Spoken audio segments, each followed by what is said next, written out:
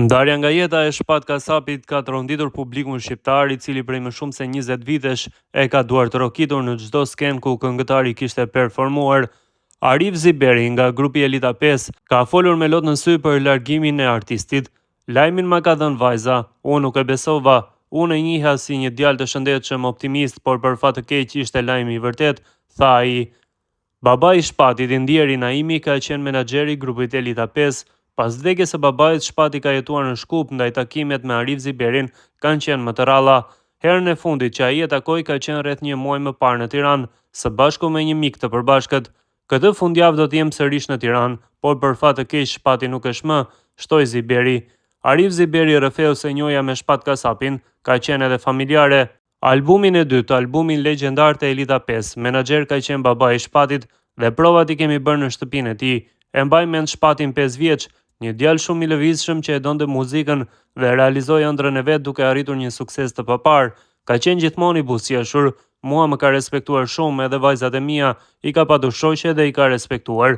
Për sa i përket ceremonisë martore, ai u shpreh se nuk ka informacion dhe se është në pritje për ta përcjellë për në banesën e fundit artistin.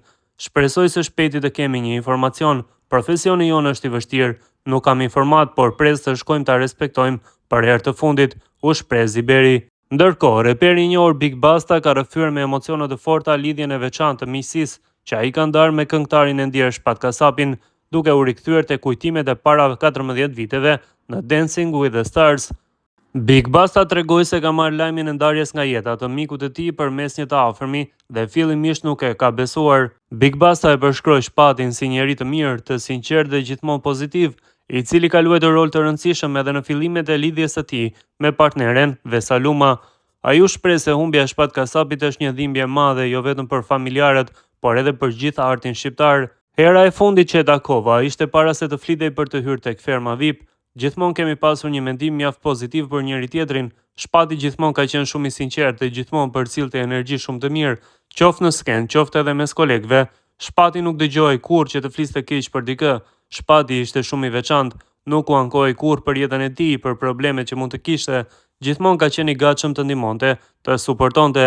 Për mua ka qenë shumë i rëndësishëm, sepse edhe në atë kohën e lidhjes sonë ishte një ndihmë shumë e madhe. Shpati ishte aty me ne gjithkohën, na bënte shoqëri dhe shpesh na caktonte takimet, thoshte hajt se jam këtu, jam me Vesën. Nuk e di, edhe unë edhe Vesa kishim një respekt të jashtëzakonshëm, një mendim të jashtëzakonshëm për Shpatin. Mua më vjen keq që jam i ftuar të flas për të në këtë rast, por ishte lajm shumë i dhimbshëm, lajmi jashtëmase i dhimbshëm. Një afërmi im më shkroi dhe ai na dha lajmin, nuk e besova. U futa nëpër portale të shikoja dhe ishte e vërtet. Prap më duket e pabesueshme. Hera e fundit që kemi biseduar bashkë ka qenë para se të futesha tek ferma. Para se të hyja tek ferma, Shpati pati hapur një biznes aty pranë zonës ku ndodhet Vizioni. Edhe i thash, e kam parë emrin tënd tek portali, mos i aty? Jo, tha, nuk e di. Nuk e di, domethënë na mbajti kështu evaziv. Por ajo ka qenë era e fundit, më vonë pastaj nuk kemi rastisur. Ai ishte një artist i madh, shqiptaria humbi edhe një njeri shumë të mirë mbi të gjitha. Ishte njeri i jashtëzakonshëm, tha Big Basta.